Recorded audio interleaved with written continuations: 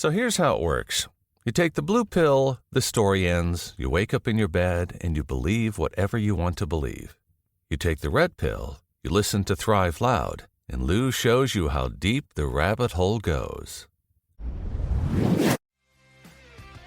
Hello, Thrive Loud listeners. At Thrive Loud, we are always connecting you, the listener, with amazing leaders that are thriving in their lives, their businesses, and their passions. We also have had hundreds of thriving women that have been featured on this podcast. Continuing this important effort, Thrive Loud with Lou Diamond, Success.com, and Clubhouse have joined together to create a special series called Elevating the Brilliant Minds of Women. You'll get a chance to learn about these incredible initiatives of women across the globe, hear about how they are thriving, and how you can connect with them today. Enjoy this amazing conversation, and after the episode, learn more about this powerful initiative. Welcome, everyone, to another episode of Thrive Loud, connecting you to the most inspiring and amazing people that are thriving each and every day.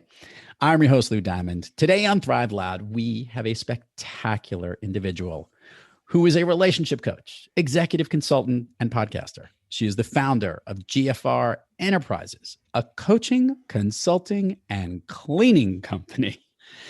Thrive Loud listeners, it's all about great fucking relationships, and we're going to dive deep into the amazing work of Brooke Heym. Brooke, welcome to Thrive Loud.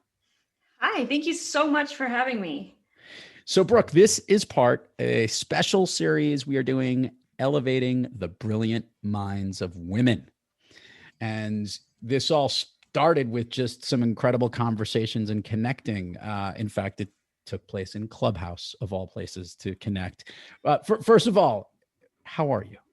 I am great. I'm so excited to be a part of this conversation. As am I. And you have a real interesting niche. I want to do the rewind, not all the way to the womb, Brooke. I want to go back just a little bit to understand a little how Gfr became your gig. Is that a fair kickoff? And I'll pass the baton to you. Yeah, absolutely. So it became my gig because I had been in corporate management for 20 years and I was an operations officer. And I spent those 22 years really digging out this niche of developing people and promoting them, getting them ready to go on to higher positions or their next job. And I was leaving a position about 4 years ago when I didn't know what I wanted to do next. I just knew I wanted more time with my daughter and less time in corporate America. And so I was with my partner, and it was a kidless weekend and we'd been in bed all day, and we were talking about what I was going to do. And he said, well, if you could do anything in the world all day long, what would it be? And I just kind of laughed and I was like, well, this is what I would do all day long. And he was like, okay, great. And really what it came down to is I spent 22 years from the age of 7 to 29 encountering sexual trauma in some pretty severe ways. And when I was 29, after my last attack, I was confused. I thought I had done a lot of work. I thought I had recovered from things. And when it happened again, I called a very good friend of mine. I was trying to decide if I go to the police, do I not go to the police? I knew my boyfriend at the time wouldn't understand and would break up with me. And my boss stopped me. And because we were very good friends, we'd worked together for most of that 20 years in operations. And he said, Brookie, are you going to continue to be the victim of your life, or are you going to do something about it? Huh. And I didn't know until that moment that I even had a choice, that it was even up to me to be able to decide.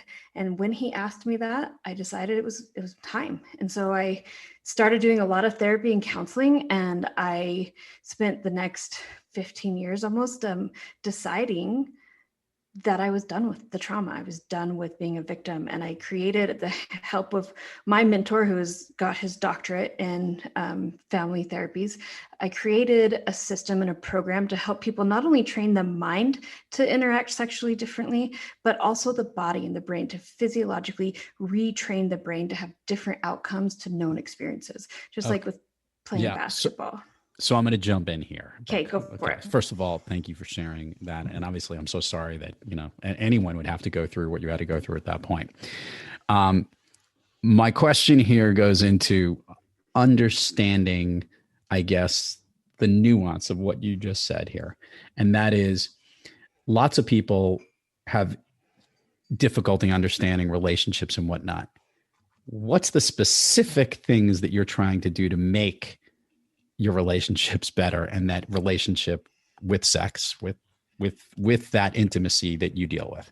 Yeah. So first of all, I teach people that the most important relationship that they have is with themselves, Right. and that the way that we see the rest of the world as the way that we believe they see us. And we think that people see us the way we see ourselves. So if you are carrying shame and trauma and judgment from your whole life in your sacral chakra, which is our space of identity, then you're going to take that same judgment and shame into all of your relationships. And it is going to put this filter of negativity in everything you do. And it's going to stop you to a certain point. So when we can train our bodies and our minds to have different sexual experiences and to create out of a space of love and positivity, it physiologically and scientifically changes our brain and allows us to create better things. So our personal relationships, our financial relationships, our business relationships, our familial relationships, they all get better when we get rid of trauma.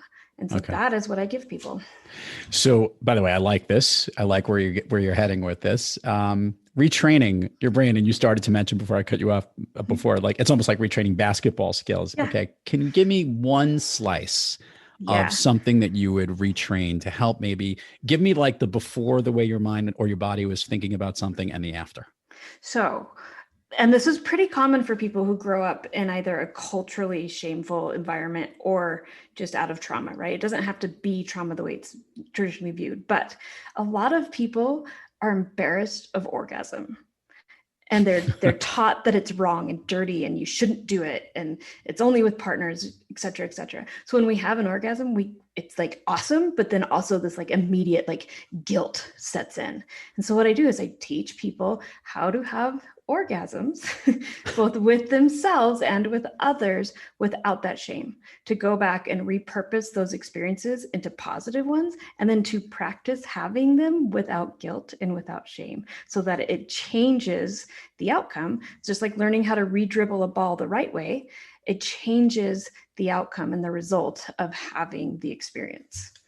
I'm going to go back to this. My brain is racking because by the end of the episode, I will find the woman that we had, but we did a whole show about, she actually worked with people who had some physical ailments with their vagina. Mm-hmm. And she actually did these exercises, used to do it in a center, and then that moved to virtual before everything had to go virtual, by the way. Yeah. And literally this became like best-selling stuff to sign up for because so many people in the privacy of their own home wanted to deal with this. Is it from the 80s? No, she's very recently within the piece. I'm going to get her name before the show ends here. But I will say this, but hers was a physical issue. These are people who had some physical ailments and pain that they were dealing with. Yeah. Yours is more what's going on between your ears and a lot of the brain and obviously all of that. What was it like for you as you moved through all of that therapy and then recognizing, okay, well, what's going to work for me might be different from somebody else. So how did you translate the work that needed to be done into this practice that you do? Yeah. So it was interesting because what happened was I kept doing the talk therapy. I kept going to these groups and counselors, and I found this one he's fantastic. And he teaches an entire system, like, personality structure that allows you to set really good boundaries and have healthy communication, all these things. And all that is stuff that with his blessing, I teach as well. But I kept going to him and being like, okay, so I've done the work. I'm in a really good space, but then I have sex again and it's bad. Like I go to this place of trauma again and I recreate this self-punishing like energy. And it's like, why am I doing that? And he was like, I don't know. And I was like, well, that's not helpful. I want to do something different. And so what I realized was that we do carry our own garbage and shit into sexuality, but it's pretty universal in that what you have learned, you create. And so I can take people through the same journey that I've been through and using their own steps and their own experiences to show them how to create something new. Along the same path, even though it's their experiences and their garbage that's in the way, it translates out to a pretty like systematic formula. And there's so much science behind the way the brain reacts sexually with the sympathetic and parasympathetic nervous systems, our brain, like that's going on sexually as well as neurologically. And so you have a gas and you have a brake, and there's actually two different brakes in your brain. And so learning how, like, each person's is going to be a little different, but the mechanics are the same.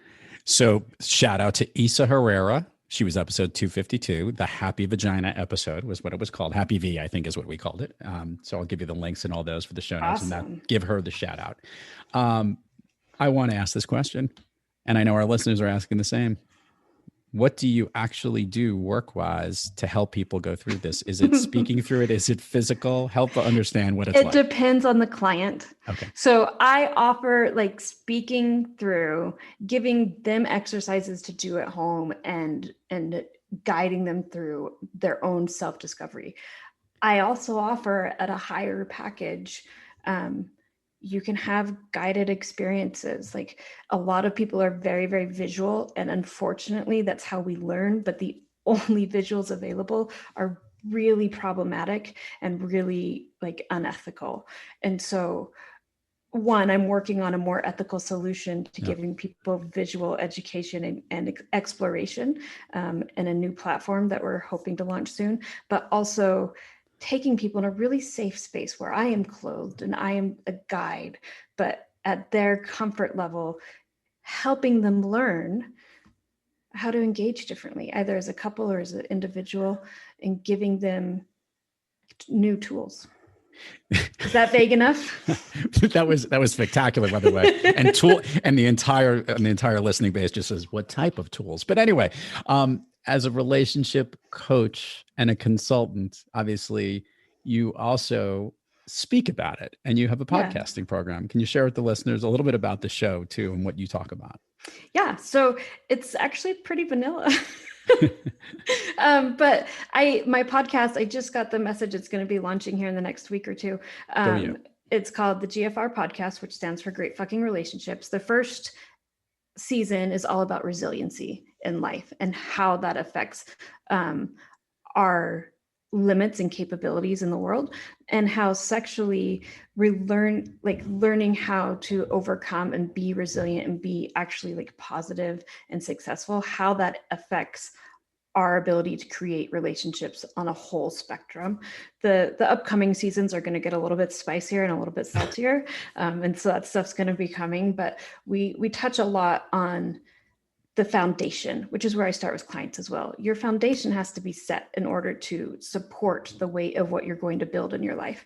And that really begins internal and looking at what you're carrying with you. Brooke, I also notice obviously here that you've got a podcast show, you've got a consulting piece. I have to go through this before I answer this. You also have a cleaning company. Yes. So tell me what that is about. So what it's about is I needed out of corporate America, but I didn't have clients yet, right? Okay. And in college, I had done cleaning. It was something my mother, oh my gosh, I'm sorry, Mom, if you hear this. She used to like pull us out of school if our rooms weren't clean enough. And it was like, you knew if you got called to the doctor's office when you didn't have a doctor's appointment that you were going home to clean your room. And so it was like, I grew up in a very tidy household. If you walked into my own home, you wouldn't know that, but I am great at giving other people a clean and comfortable and inviting space to come home to, as well as businesses. And so When I left corporate America, I said, here's something that I can do that I know will bring high income. I can charge 50 to 75 bucks an hour at it, set my own schedule, work it around my coaching client base and networking events and whatever I need, and build my coaching business at the same time. And I know I'm good at it. It also gave me space to listen to books and gain knowledge. I've mostly transitioned out of it at this point. Okay. I have like one client that's a really good friend, just like go to hang out with and use those couple of hours to consume media while I'm doing it. But yeah, it was the foundation for how do I create residual income while I'm building. I'll just say this. And I needed a business to put it under. So it made perfect sense. You just took the 3 C's though of coaching, consulting, and cleaning to a whole new level, and specifically the type of coaching and consulting you're doing. I love it. And it's great. And it shows the entrepreneurial spirit. And obviously I think without saying, I guess you're much happier doing this than when you were working in the corporate environment. Yeah. Like I said, I loved developing people and I loved my employees and very good friends with most of them still. But it was time. I always knew my experiences were meant for something. Even while I was going through them, I knew I would use them to help other people. I just didn't know how. And I finally put enough work into it that I figured it out. So this is awesome. It's a great resiliency story for yourself. You're helping so many people realize the real potential of what a great fucking relationship should be. And on top of all of that, you become an entrepreneur and you're successful, which means you're thriving on most days. Yeah. I love asking this question to guests on the show, Brooke. And that is, on the days when you're not quite kicking on all cylinders and you're having almost like an off day, what practice do you seek or what individual do you seek out to get yourself back on the thriving track? I am so glad you asked this question because I use the power of orgasm as meditation. And so this is a first, listeners. Keep going. So I have a practice that I teach my clients. I usually don't introduce the term for it until they know me more, but it's meditative masturbation. And it's where you set an intention to connect to yourself and your soul, your power of creation, which is our sexual energy. And it connects us to God and to the universe. And you use that power of intention and mantra and release to get myself back in alignment. Like, this is where I get my power back and say, I am good and whole, and I know my body and I know my creation level, and I'm going to use it right now to reinforce what I need. And that is love. And that's really what it comes down to, is the power of love and creation centers us and it connects us to everyone else. And that's how I do it. Brooke, I want to let you know that was probably the best explanation of that. And having done this show for the 5 years we've done it, I think I now recognize that there is something to everybody's own practice. And there is something to it. Some people do physical exercise, some movement exercise. And hey, no one's having more fun doing what they're doing than you are while you have it. So I love it. I love this whole concept. And that's probably the best answer we've had in hundreds of episodes on the program. Awesome. Brooke, let's do this. Let's do the admin part of the show. Share with the listeners all the places people can find you, websites, links, social media, URL. You have some interesting handles too. Put them out there as well, because it always gets more engagement from you. Yeah. We will put it all in the show notes, but we want to hear it from you first. Awesome. So I am Brooke Heym on almost everything. You can find me on Instagram, on Clubhouse, Facebook as Brooke Heym, one word. My Facebook page for Brooke Heym is not very active because I just don't know what I'm doing. That's the reality. And LinkedIn, I am developing as well right now. But if you type in Brooke Heym as 2 words on Facebook, you can find my personal account. That is where most of my posts get shared. And you can follow me in all those spaces. On Twitter, my handle is Prudent Views because I think I'm funny. That was my original Instagram. That is my personal Instagram, but it's based off of my daughter's name and the fact that I'm not very prudent at all. And I just found it quite entertaining. Before I go down Fun Street here, even though we've been having fun since the very beginning, there's something. Oh, and BrookeHeym.com. Sorry, I don't know if I said that. Yes, Brooke Heym, and that's Heym. Heym, yep. Perfect. Before I go down here, because I have to do this, because it's definitely very interesting. As it relates, interesting is a tough word for that. That's the wrong word. It's fascinating.